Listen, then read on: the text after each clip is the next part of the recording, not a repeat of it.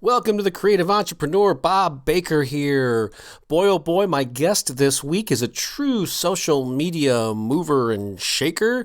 About 3 years ago, she wanted to find out what makes millionaires tick, what steps they took to reach the levels of success and financial abundance that they did. And she did it in a very interesting way. I'm talking about Jaime Tardy, by the way. She's my guest today. And through this effort, her profile was raised tremendously. She started speaking at a lot of the high-profile conferences. Her coaching and consulting business grew. And her first book by a major publisher, or put out by a major publisher, just came out. It's called The Eventual Millionaire, and I know you're going to love this interview with Jaime. Before we get to that, I got to ask you, are you part of the insider crowd? Well, of course you are, but specifically what I mean is, are you on the Creative Entrepreneur VIP list? If not, there's no reason not to. It's so easy to do, and best yet, it's free. All you have to do is go to DIYcareermanifesto.com, which is the website where all of these interviews are housed. You go there. There's real obvious places where you click a little image, and you can sign up to get on the VIP list. And every time a new interview is posted, I will alert you. You'll be the first to know. I promise I won't bombard you with emails. No more than one a week, sometimes just 3 times a month, and you'll be in the know. And also, I'm going to give you a big fat free sample of my new book called The DIY Career Manifesto, which is sort of my unconventional little memoir, if you will, about how I achieved my own self-employment status and lessons learned and how you can apply it to your own life and career. So again, go to DIYcareermanifesto.com, get on the VIP list, get the free book, and you'll be the first to know when new interviews are posted. Okay, that's it. Now on to the interview. Welcome to the Creative Entrepreneur. I'm Bob Baker. Let me ask you a question. Have you ever wondered what it would take to become a millionaire? This is, of course, assuming that you're not one already, but my guest today actually posed that same question. What would it take? And so she set out to go directly to the people who have already done it and interview them and find out. And then she shared those interviews, much like I'm doing with the Creative Entrepreneur, with video interviews and audio podcasts. And it's led to a lot of cool things, which we're going to talk about today. So my guest is Jaime Tardy. Hi, Jaime. Hi, Bob. Thanks for having me on. You bet. I've been really looking forward to this. Actually, we had the good fortune to actually have met each other back in October. I think when you and our mutual friend Pat Flynn actually came to St. Louis for the Financial Bloggers Conference. Is that right? Oh yeah, woo! Financial bloggers. It's a very sexy topic. Totally.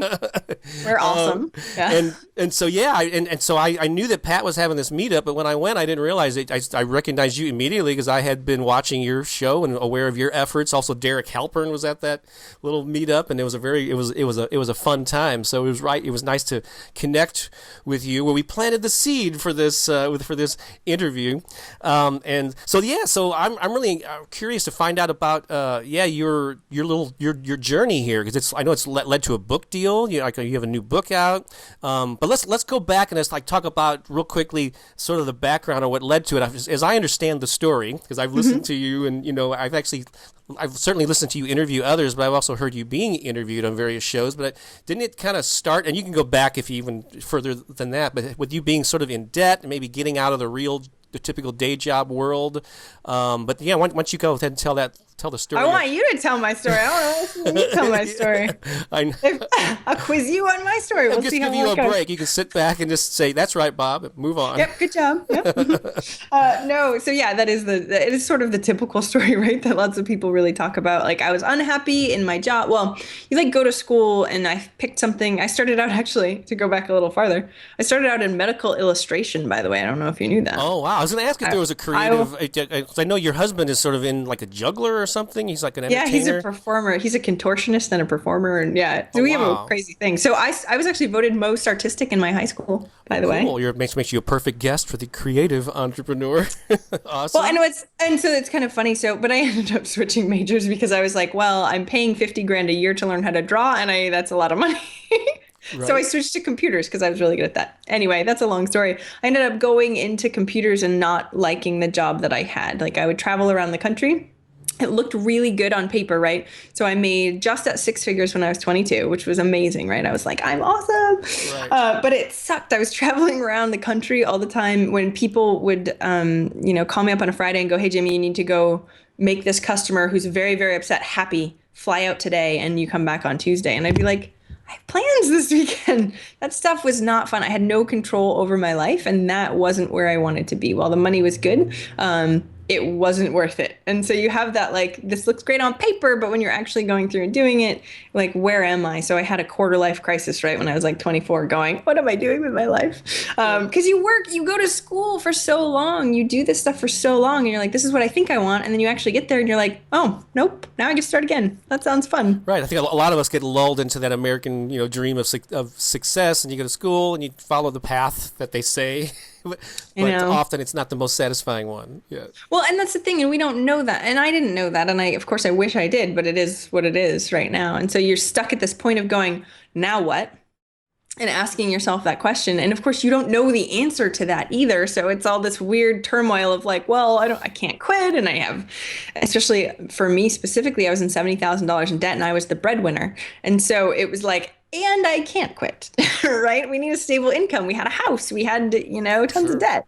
It was all that fun stuff. And so it was really this journey of trying to push through and going, okay, well, how would I figure this out if I did? And taking a deep look at my finances that I didn't really want to, and going over that. But then after that, what the heck do I want to do? Well, that's a hard question in general, especially when I felt like I was sort of starting from nothing. Of going, I don't know, what do I want to do? Right. And so, I know for me, some of the most challenging times in my life was when my identity of myself was challenged. Like there were years where I was a full-time musician, and then when that switched, I'm like, oh my God, who am I? And you're in turmoil. Then I was for 10 years, I was a local music magazine. I was a local journalist. I published my own music magazine. When I put that to rest, it's like, oh my God, who am I now? And so it sounds like you had a similar type of thing. Totally. I had always been the person who was very successful, very young. And when I quit my job, I paid off the $70,000. I quit my job and I was like, I'm not the girl that has the really good job anymore. I'm not the girl that, is successful. And I didn't realize how hard that would be. I really made my self-worth go within how much money I made, because that's what it was all about. I mean, that's the whole point of Eventual Millionaire. When I was 8, I wanted to be a millionaire. And I made it a lot about the money over the life. And that's not good, of course, which I knew logically, right? But when I quit, I didn't realize that was such a piece of my identity, and going like, well, now what do I do?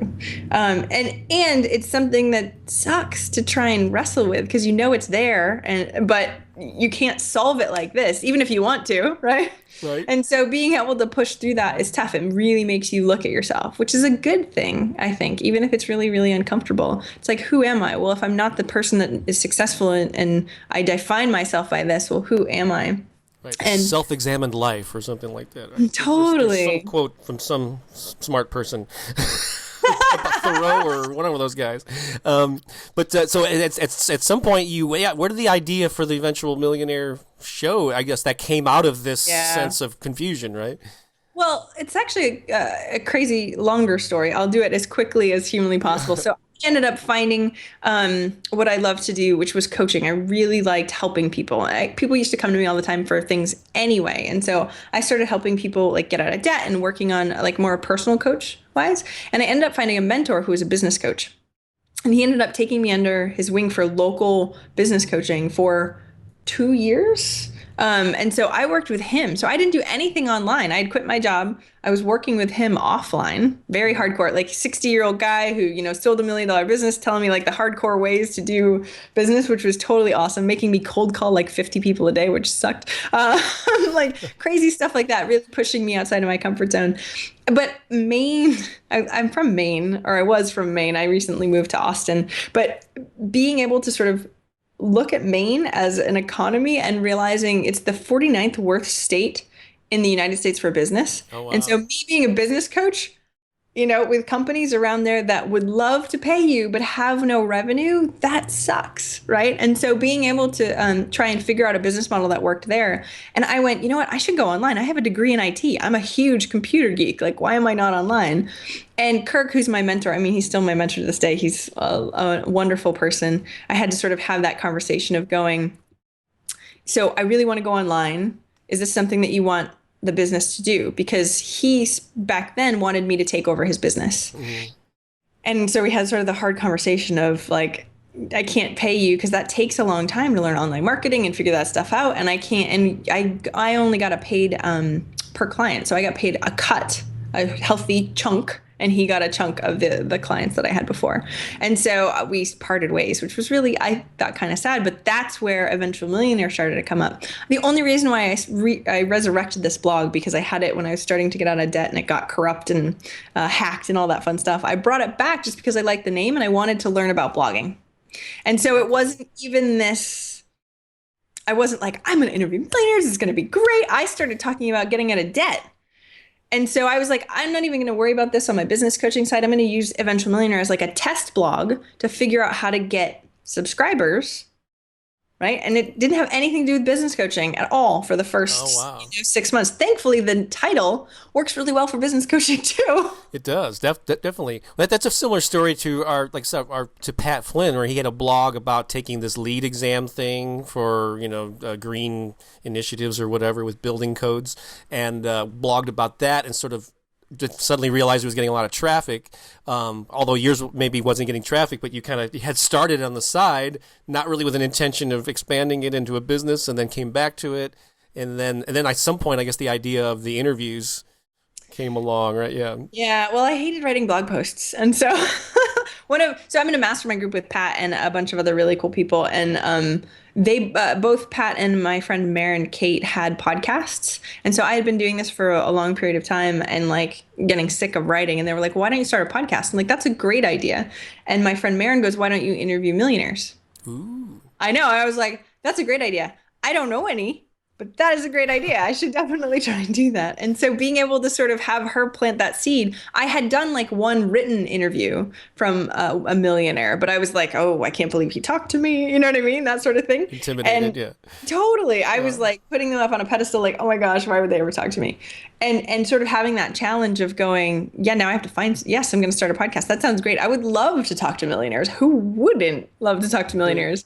So I had to figure out that process of actually getting them to say yes. When did your first, do you remember what month and year your first interview was posted? Yeah, January 3 years ago. So what is that, 2010? Oh, okay, so a little over 3 years. Oh, cool. Yeah, so I went on a cruise, and apparently I hit the homepage of, not the homepage, I hit New and Noteworthy in iTunes. And I was planning on doing one interview a month because I didn't think I'd be able to get any, right? And then I hit New and Noteworthy, and it was different way back when. I'm old in the podcasting world, right? 3 years.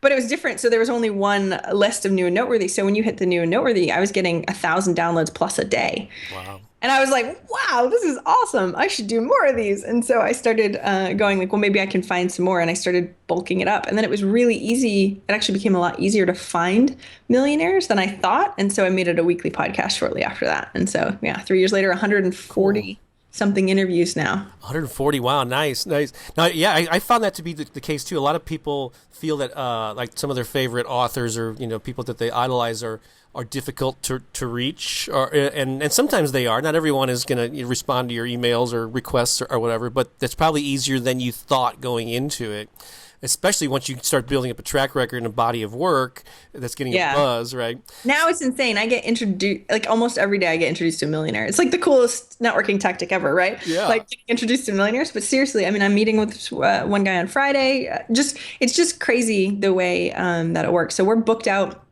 until like almost September right now. Wow, that's fantastic. So many. Now, so with your computer background, I imagine the technical skills, a lot of things that hold people back are the technical requirements and learning the software and all that. I imagine it came a little bit easier for you because you were technically savvy to begin with. Is that correct? It still sucked. I mean, it wasn't like, yay, this is fun. I mean, I had never done it before, so trying to figure it out wasn't very fun. But and even now, like when I started my video podcast, I just hired somebody who was inexpensive. Well, okay, let me say this. I tried it my own. I screwed it up. I hired somebody else. Right. So it's not as that just because I'm a geek does not mean I can fix everything. I usually can sort of do stuff. But I think that actually held me back even more because I was like, well, I'm going to do my own website. I'm going to do this stuff. And it gave like I would spend hours, especially at the beginning, fiddling with little things to make them look right. That is not worth a business owner's time at all. Like we care about sales, not about changing, two Right. pixels worth of something. And so being able to do that when somebody was way better than me at that should have been able to do that in 2 seconds. So I wasted my time a lot because I thought I should be the one doing that stuff. Right. I'm totally DIY, and even doing what I've done for 20 years, I still do way too much myself. But I tell myself I enjoy it. But maybe maybe I need to have a reality check, or somebody needs to do an intervention or something.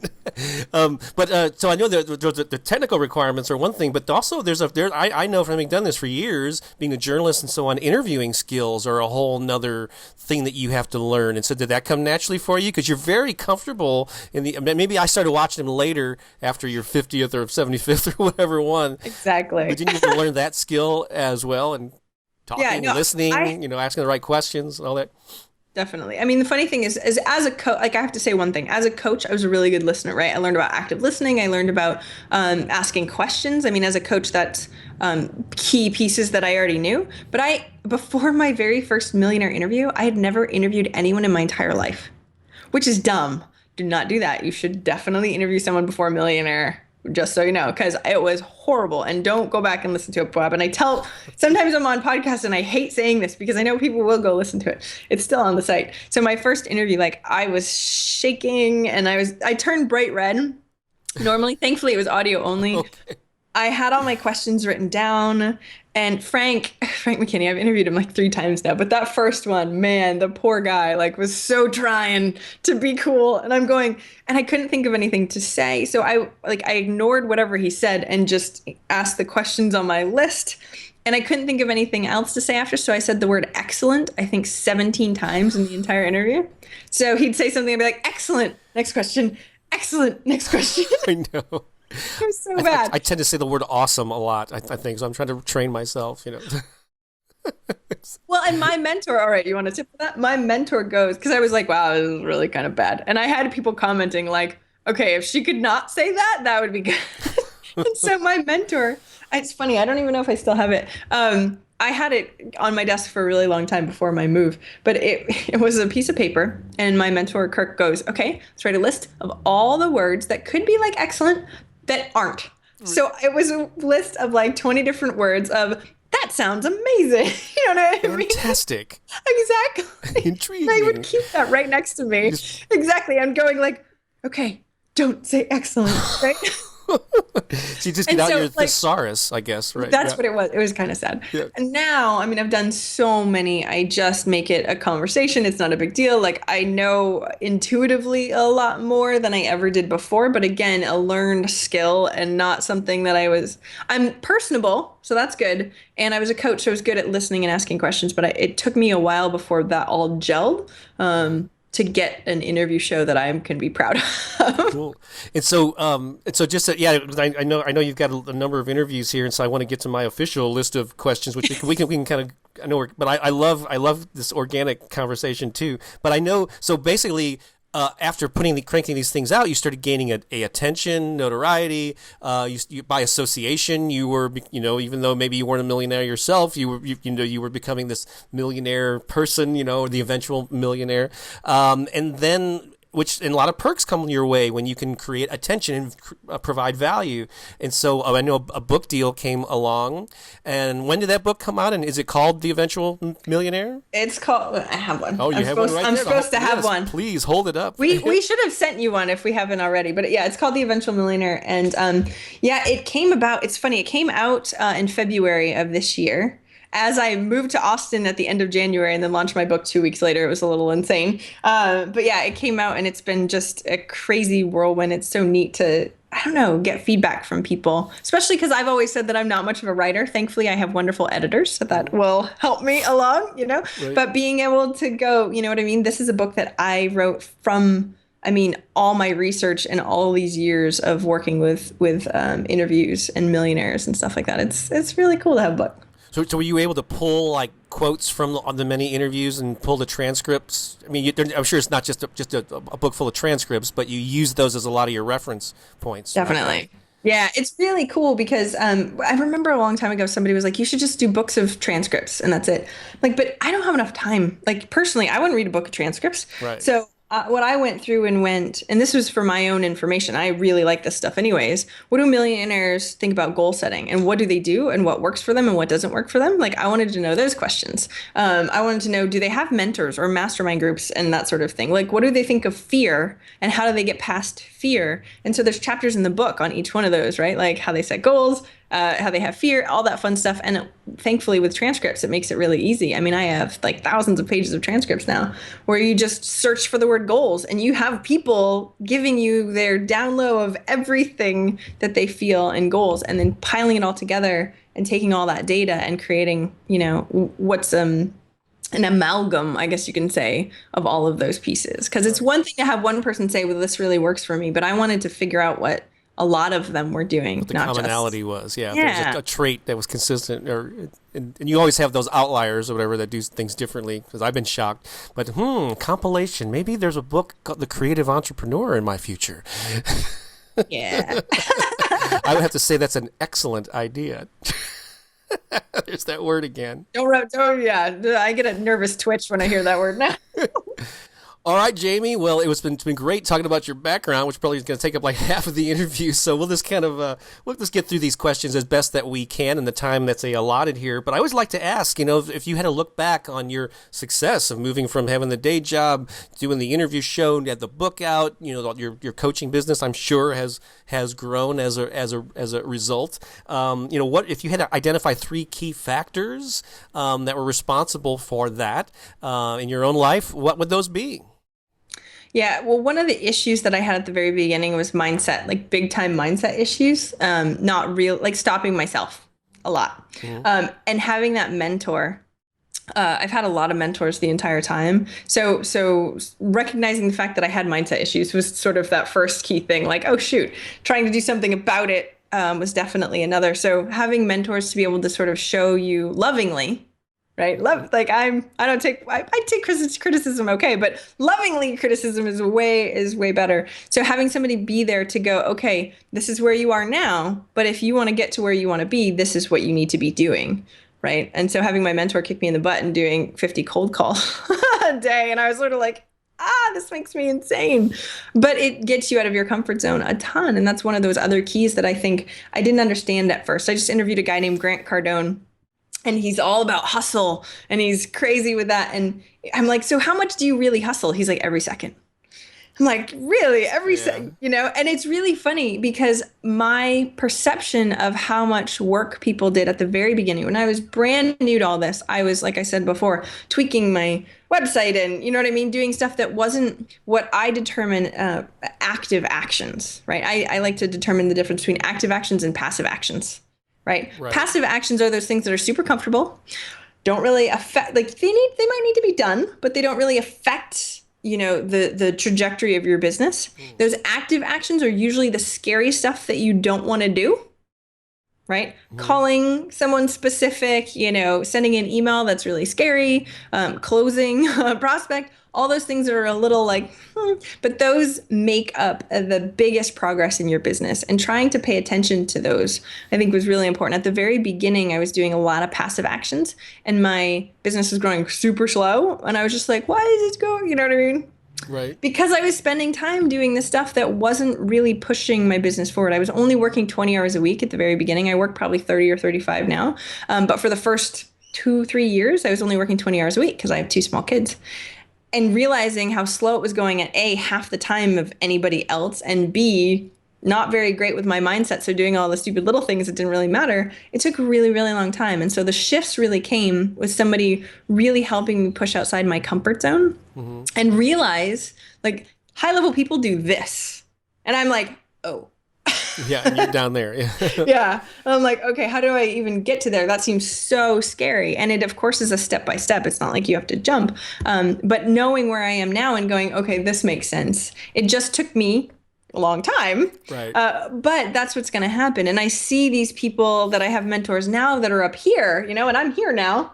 And I'm like, okay, I got more to grow. And so being able to see those and recognize those and then keep taking those active actions to push you forward, I think are really important. Is that related to like the 80-20 rule? You figure out the most, like the active things, I guess, fall into that 20% that are the most impactful on your business and knowing what those are, right? Definitely. So, I mean, that's the key piece, right? When you only have so much time, and I work with a lot of clients, and we go over their stuff, and I'm like, look at all of the time you're spending. What actually out of this whole thing is important to you? Right. And we can label those active actions. We can label those things as the things that really matter and will bring your business forward. The other stuff, a lot of it, delegate if you can. Right? All the tech stuff. I'm talking to you, Bob. Yeah. All I know. I need to hear this. I am listening. Exactly. So I have people that do all that stuff. And it's a pain. And sometimes at first, especially at the beginning, when I used to have somebody doing my podcast editing, but I wasn't actually making any money on the podcast whatsoever, that's not fun. But it also makes you start realizing like, okay, this can be real. And I'm freeing myself up for those active actions that will actually bring in the revenue. And that matters. That shift is huge. Cool. What other? Is that one of the factors or two? I know I should have labeled one, two, three. That's all right. Well, I like to see recognizing your mindset. Number one, right? That was huge for me. Having a mentor or someone else. Okay, two. Is two, and I would say three is really getting outside your comfort zone and pushing forward over and over and over again. You won't know what those active actions are really, really well until you have a mentor or somebody that's done it before, even if it's on a podcast or whatever it is. But when you're in your own business and you're sort of like this and you're like, well, I think this might work, getting advice from somebody telling you what those important things are, what those active actions are that you should be doing are really important. And then you got to go freaking do them all the time. And then you start to see progress. And that's exactly what happened to me. It just took a long time. Cool. I know, and related to the mindset thing, I know a lot of books like Secrets of the Millionaire Minds and other things that are out there. They actually spend a lot of time talking about that.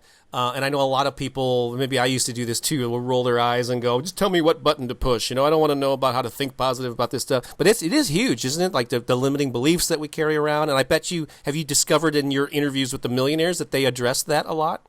Well, it's really funny. And T. Harv Eker gave me a thing for my book, a blurb for my book. I was so excited. I was like, oh my gosh, because I read that book a long time ago. I think that's one of the interesting things. So one of the beliefs that I have, right, is that our beliefs change with action, though. So it's not, you can't sit in a room and go, change that thought.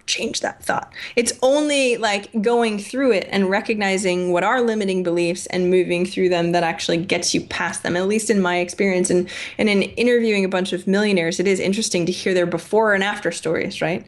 And a lot of the limiting belief comes from fear, right? Yeah. A lot of that stuff comes from fear and not being good enough and all those sorts of things. Like it stems from that.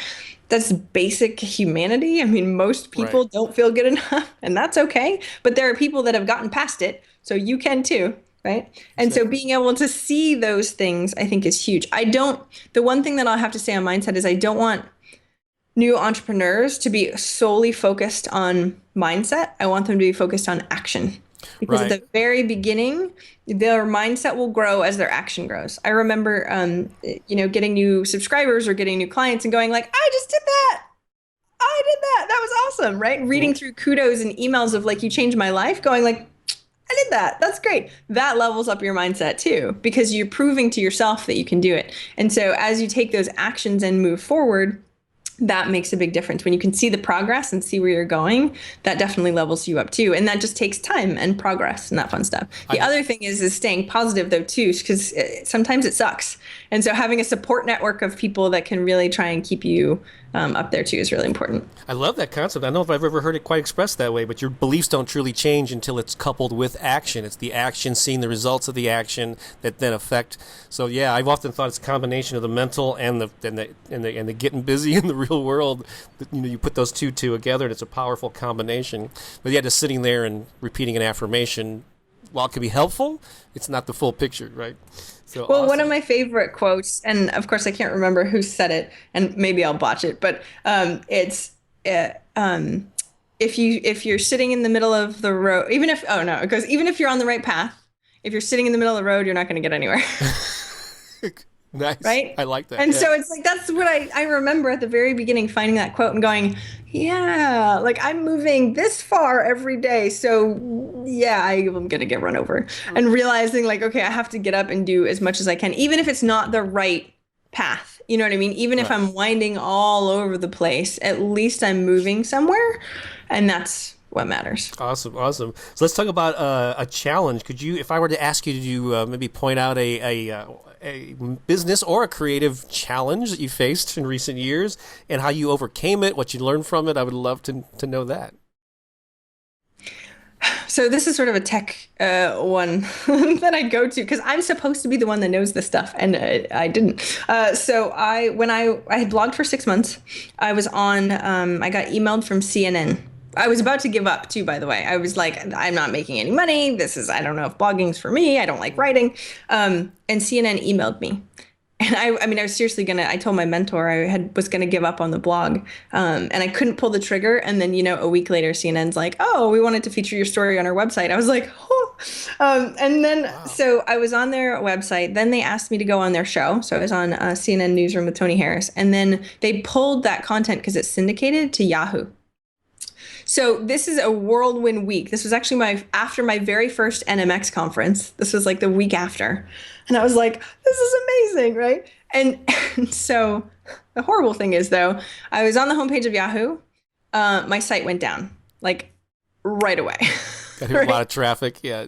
Oh, yeah, I lost a lot. And I was like, oh, my gosh, you know what I mean? And I was, on the phone with my hosting company. I was on little shared hosting. So as soon as the traffic spiked at all, they shut down my whole server because I was going to take down everybody else.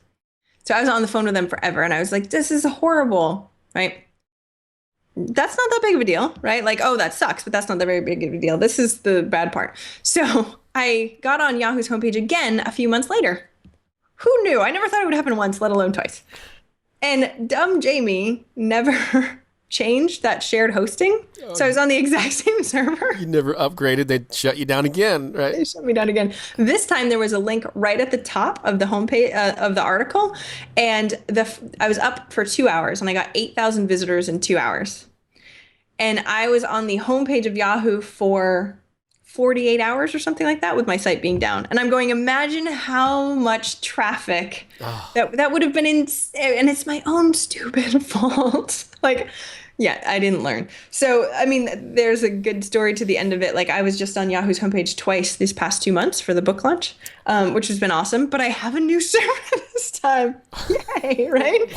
But it took two horrible ones that didn't work out so well. So I usually recommend, even if you're not sure about getting press, if you're looking for press, definitely, get on a VPS or something like that. So that way we don't have to worry about those things. But if you're looking to grow at all, just be prepared. So in general, know in advance. If you don't know in advance, if it burns you once, please take care of it. Please learn from me and my horrible story. So that was a challenge I definitely faced up against. Good advice. I remember a few years. Well, I've had my good share of media exposure. I've been on NPR a couple of times and Publishers Weekly and The Guardian in the UK and all kinds of stuff. Been quoted and so on. But a lesson that I learned several years ago is I guess I had a voicemail, like a business voicemail, that I had to call into and check. It didn't send me a notification back then that somebody had left a message, and hardly anybody did. It's like once a week I would check it.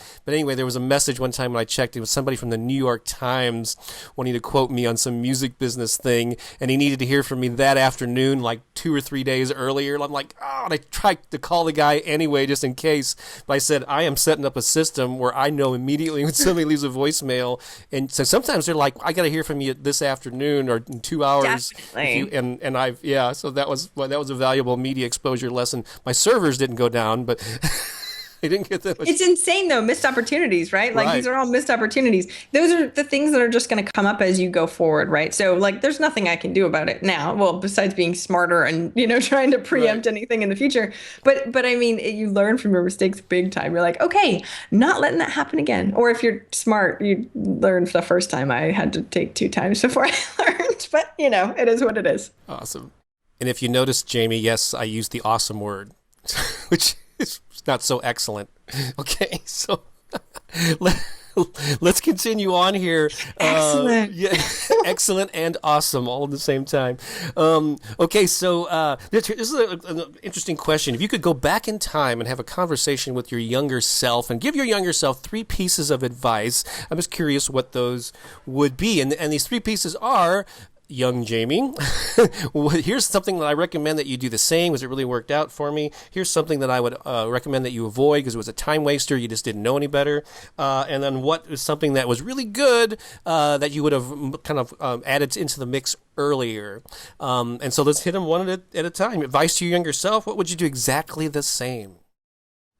Well, it's funny. I didn't realize that that I had done this, but it was highlighted because the other day my son, who's 7 now, came home from school and was like, "I am horrible at writing. I can't write. Like, I don't know. That's my worst subject." And he was really, really sad. And I was like, "I can't write either." And I showed him the book. So this is what my mom had done for me. And it was really interesting me doing this for him. And I'm so happy that it worked out this way because I went, it doesn't matter whether or not you're a good writer. If you want to write a book, you can write a book, right? And so it's interesting to see the shift, right? Because I forever said that I wasn't a good writer. And it made me, my best friend wanted to write books. And I'm like, yeah, you're really good at that. You can do that. But I knew I wanted to get the message out. And so as soon as changing that shift of going, you know what? It doesn't matter. I'll just find good editors that can go ahead and help me with this, right? There are so many people that are way better than me, as we're talking about before, right? That can help me with this. So I was letting those excuses and stuff like that stop me. And I'm so glad that I didn't. And the funny thing is with my son, I told him, I'm like, it doesn't matter. You can write a book. Doesn't matter. The next day he went to school and wrote 6 pages. And he's like, I wrote a book. Oh, wow. Right? Very nice. And I was just like, done. Mother of the year. No.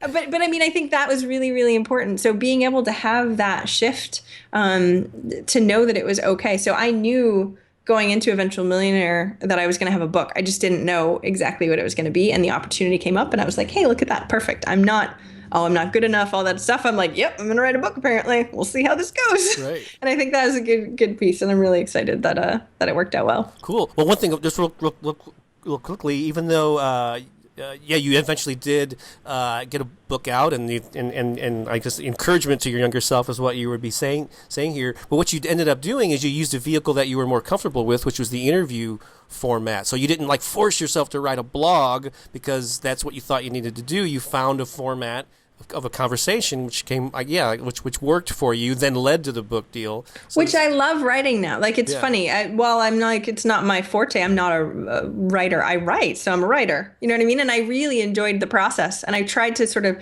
shift that focus to really enjoy that process instead of being like, oh, I suck at this, I don't know what to write. It was like, I would go by the lake, I was like, this is so nice, I'm a writer, look at this. Cool. And so those small shifts really make a big difference, and I'm glad that I let that happen.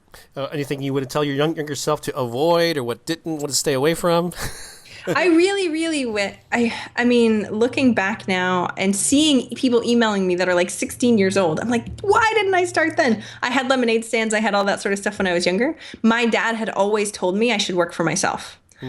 I told him, no, you don't understand. I have to go to college. He said I didn't have to go to college. I was like, no, you don't understand, Dad. I have to go to college to get a good job. Like, this is the way to get $1 million.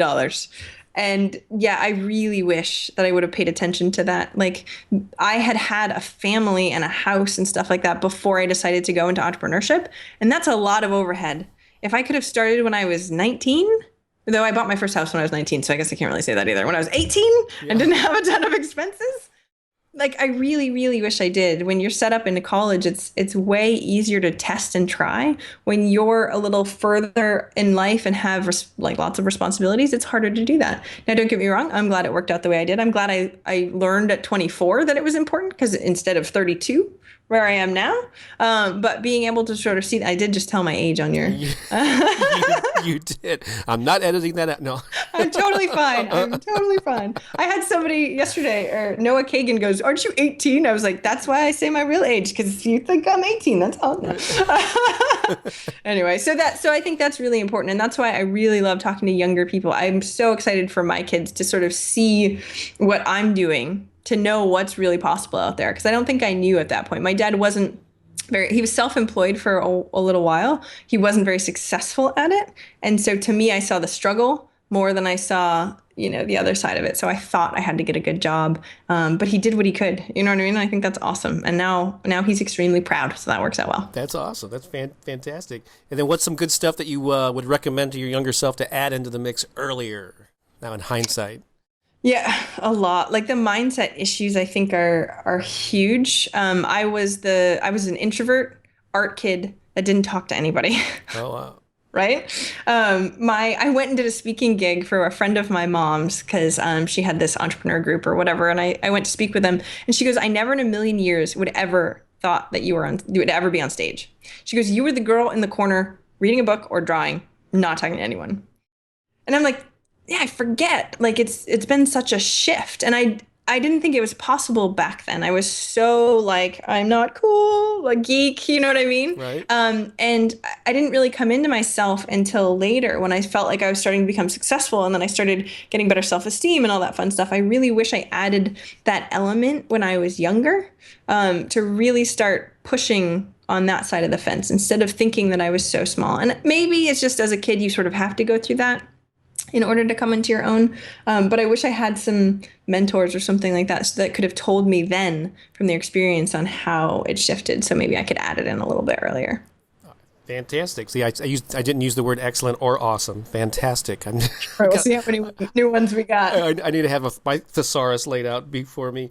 So you're obviously an author now, but I'm sure you're a voracious reader, as I am. And so if you could identify a book that changed your life, what book would that be, and how did it change it?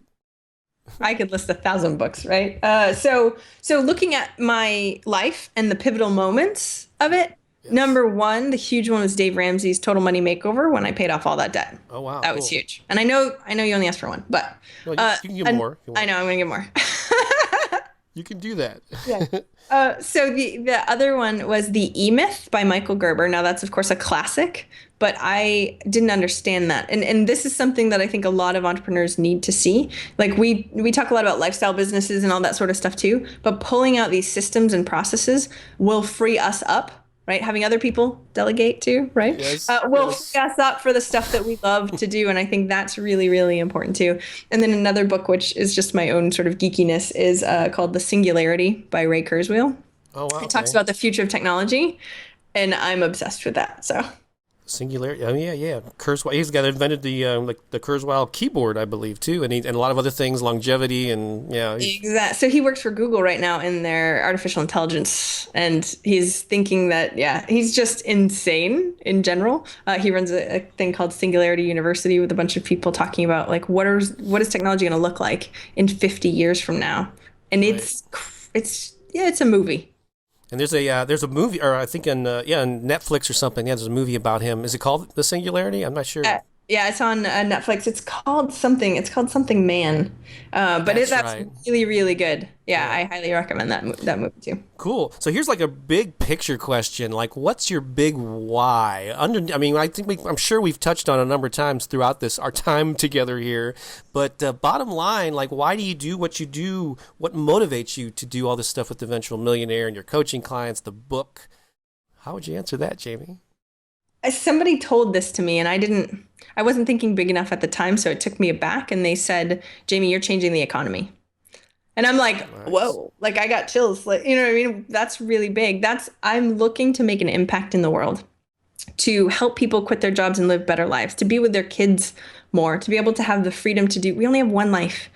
To be able to have the freedom to do what you want with the only life that you have. And then looking forward, I get super excited about the future of technology and what this world is going to look like in the future. And I want everybody to realize that it's coming no matter what. I mean, might take a while. We might be old, 60, 70, 80 years old, but being able to see what that looks like and prep for it, especially as business owners, right? There's disruptive technology coming all the time, 3D printers. Like, it's insane to sort of see biotech, all this stuff that's coming up that's going to be changing, hopefully, our longevity in life, right? With the medical advances, but also in business that could shut businesses down and all that fun stuff too. And so what I try and do, I want to sort of be that beacon of showing people a way that people are using right now and what's coming up in advance. So that stuff gets me really excited.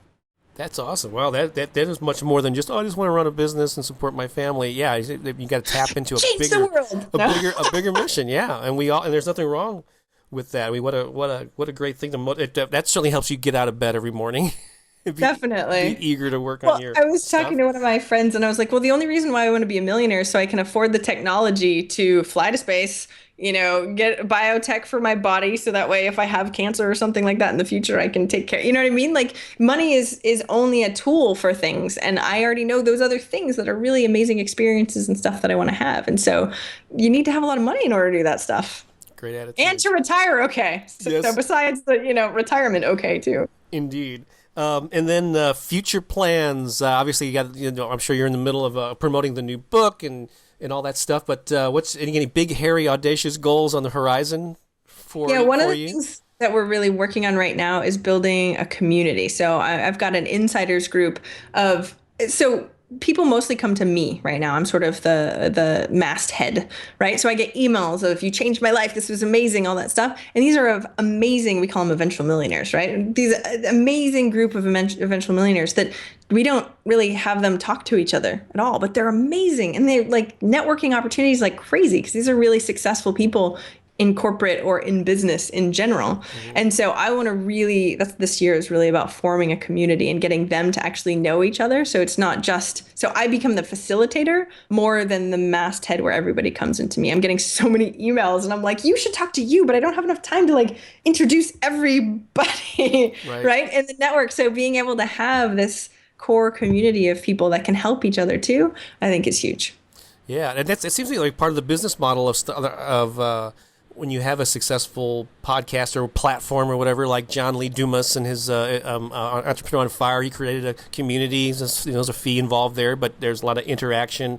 Dan Miller, who we both have interviewed, was 48 Days to the Work You Love. He's got his online forums, and I guess Dan wrote my forward in my book. I don't know where it is, but yeah, Dan wrote the forward in my book too. Yeah, he's an awesome guy. Yeah, totally. And so yeah, this has been awesome. But you are an awesome woman and role model for a lot of people. I use the awesome word. You're also excellent and fantastic. My husband had a theater called the Theater of Awesome, by the way. So I use that word way too much also. Oh, cool. I think there's a band in Australia called Axis of Awesome, and they did the 4-chord songs, like 30 different songs that use the same four chords. Check it out on YouTube. The Beatles are great at that. Yeah. Maybe I'll link to it. So where can people find out more about you? Online and wherever? So, yeah. Or here. I'm in Austin. Yeah. I won't give my address. I'll give my age, not my address. It's safe. So, I know, right? So the main website is eventualmillionaire.com, and you can definitely get the interviews there. And there's the 3 habits of all successful millionaires right there. But if you want to check out the book, you can go to the book website, which is theeventualmillionaire.com. Clever title, I know. And you can sign up for the starter kit, which is all the worksheets based in the book on like how to get a mentor, templates on who to email and all that fun stuff. There's a whole bunch of really cool actionable templates and worksheets in there that you can go through and really level up your business. Cool. So your site with the interviews is just eventualmillionaire.com. Correct. The book specific website is the My publisher wanted so I left it there. I totally get it. My music marketing website is thebuzzfactor.com. Somebody registered buzzfactor.com years ago and never used it, but anyway, yeah, So Jaime, thank you. This has been awesome. It's great to reconnect with you. I know earlier before we recorded, you told me you got like 7 or 8 interviews or something today, and I'm hoping that this is one of your favorites when you look back on this day. So assuming I can remember things after all. No, I'm kidding.